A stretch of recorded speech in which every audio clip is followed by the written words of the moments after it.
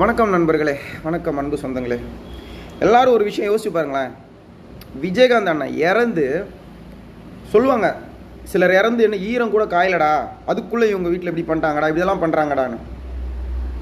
நான் இது தப்பான நோக்கத்தோடு சொல்லலை, ஆனால் எனக்கும் ஒரு உறுத்தல்.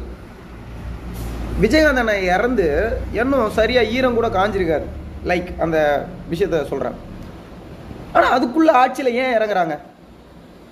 அவ்வளோ என்ன அவசரம்? அப்போ என்ன கூட்டணி வச்சு அப்படி என்ன பெரிய மக்கள் தொண்டு செய்ய போகிறாங்க? அவர் அண்ணன் செய்யாததை விட எனக்கு தெரியல.